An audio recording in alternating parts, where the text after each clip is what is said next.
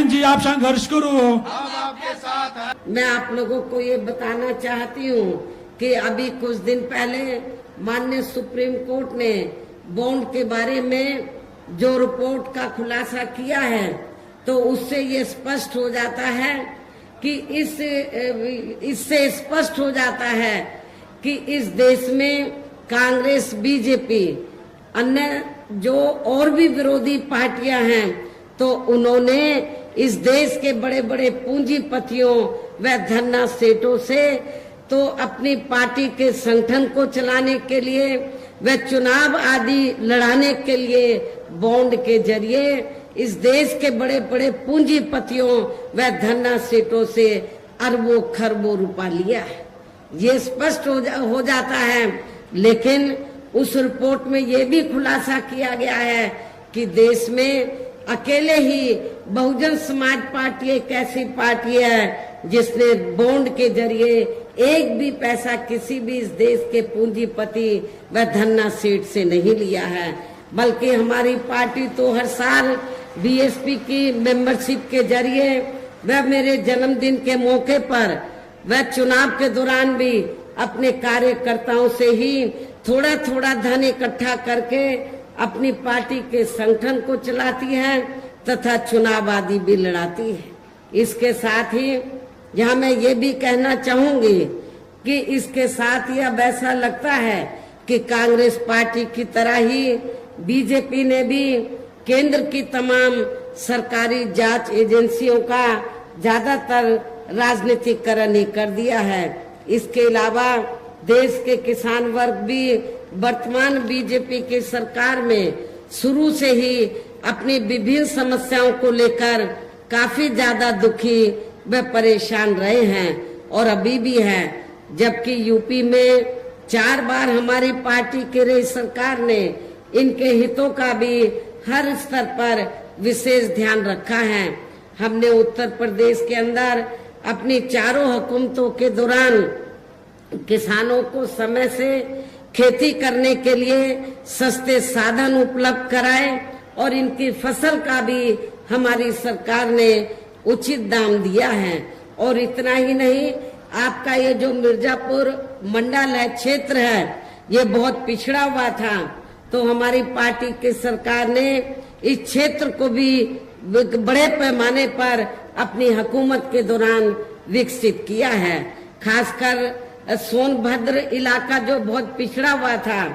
और जहां आदिवासी लोगों की हालत बहुत ज्यादा खराब थी, दलितों के साथ साथ इस एरिया को डेवलप किया और यहाँ पर हमने हर ज्यादातर गांवों को सड़कों से जोड़ा और इन लोगों को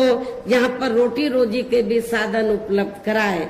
तो तभी से ये एरिया काफी डेवलप हुआ है और यहाँ नक्सली वारदातें भी बीएसपी की सरकार बनने के बाद से खत्म हुई हैं, जब से इस क्षेत्र का विकास हुआ है। इतना ही नहीं, बल्कि केंद्र में पूर्व की रही कांग्रेसी सरकार की तरह ही वर्तमान भाजपा सरकार में भी इनकी जातिहीन, सांप्रदायिक एवं पूंजीवादी सोच व नीतियों के चलते ही पूरे देश में सर्व समाज में से खासकर गरीबों, दलितों, आदिवासियों, पिछड़े वर्गों,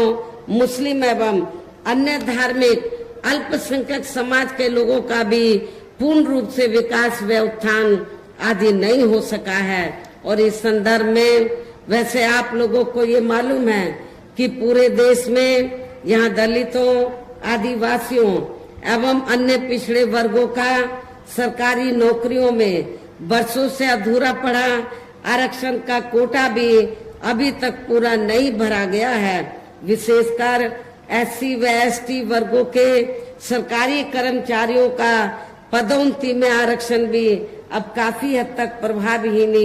बना दिया गया है। और सपा सरकार में तो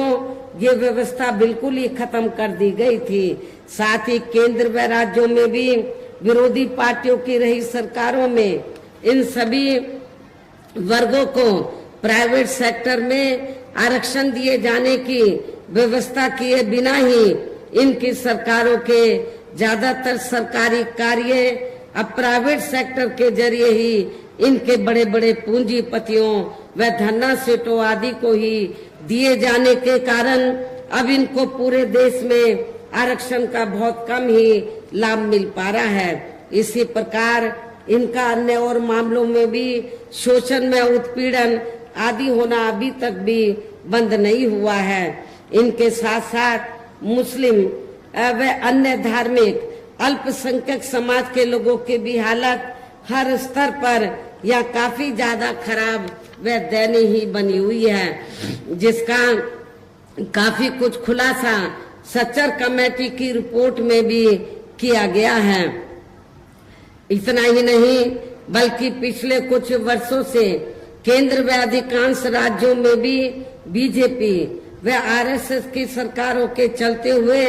अब इनका विकास व उत्थान आदि होना भी काफी हद तक बंद सही हो गया है। आए दिन इन पर खासकर हिंदुत्व की आड़ में हो रही जुल्म जाति भी यहाँ काफी ज्यादा चरम सीमा पर पहुंच चुकी है। इनके साथ साथ अपर कास्ट समाज में से विशेषकर गरीब लोगों की भी हालत हमें कोई खास अच्छी नजर नहीं आती है। और इस वर्तमान बीजेपी की सरकार में तो अपर कास्ट समाज में से जो खासकर ब्राह्मण समाज है उनका बड़े पैमाने पर पूरे प्रदेश में उत्पीड़न हो रहा है। इनकी गलत कृषि नीतियों के कारण किसान वर्ग भी आए दिन आंदोलित ही रहता है। साथ ही इनकी गलत आर्थिक नीतियों की वजह से देश की अर्थव्यवस्था पर भी इसका काफी बुरा प्रभाव पड़ा है, जिससे यहाँ विशेषकर छोटे एवं मध्यम वर्गीय व्यापारी वर्ग भी काफी ज्यादा दुखी व परेशान है। और अब केंद्र में पूर्व की रही सरकारों की तरह ही वर्तमान भाजपा सरकार में भी यहाँ पूरे देश में गरीबी, बेरोजगारी एवं महंगाई आदि भी लगातार काफी ज्यादा बढ़ रही है। देश में हर स्तर पर फैला भ्रष्टाचार भी अभी तक खत्म नहीं हुआ है। ऐसे में अब आप लोगों को देश में हो रहे लोकसभा चुनाव में कांग्रेस, बीजेपी व इनकी सहयोगी पार्टियों को भी केंद्र की सत्ता में आने से जरूर रोकना है। जिनकी गलत नीतियों व गलत कार्य प्रणाली आदि को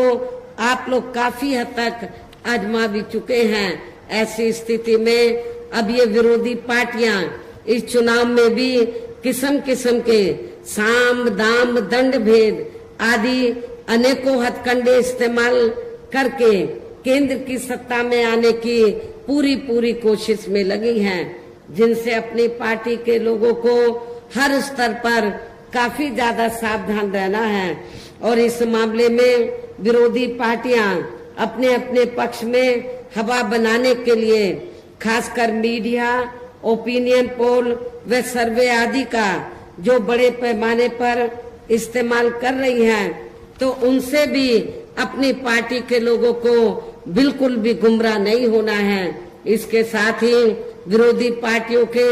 विभिन्न रूपों में जारी किए गए इनके हवाई व प्रलोभन भरे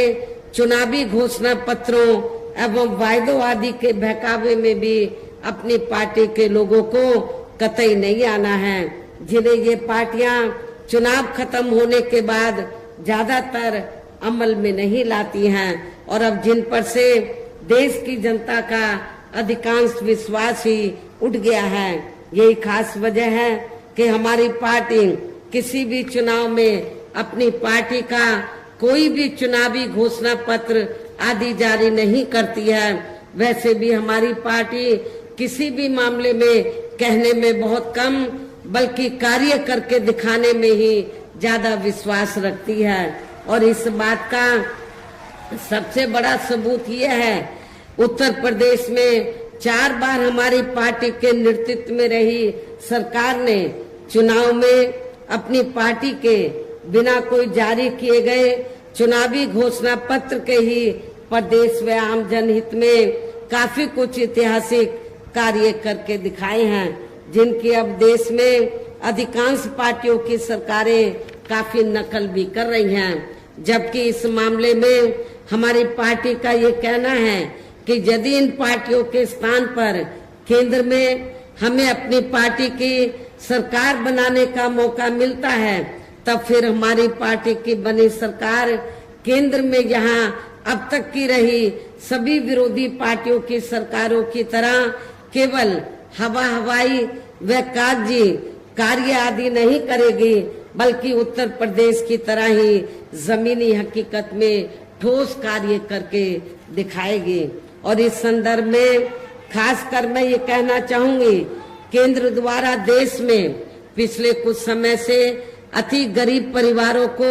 अस्थायी तौर पर फ्री में जो थोड़ी सी खाद्य सामग्री दी जा रही है, राशन आदि दिया जा रहा है, तो उससे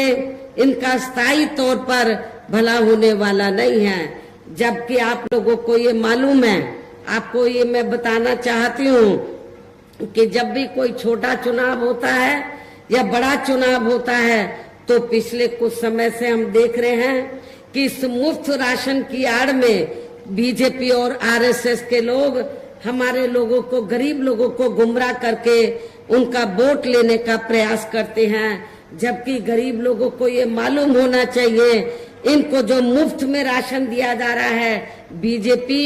और आरएसएस अपनी जेब से नहीं दे रही है, बल्कि देश की जनता जो केंद्र की सरकार को टैक्स देती है, टैक्स से जो पैसा आता है, उस पैसे से आप लोगों को मुफ्त में राशन दिया जाता है। ये देन बीजेपी व आरएसएस की नहीं है,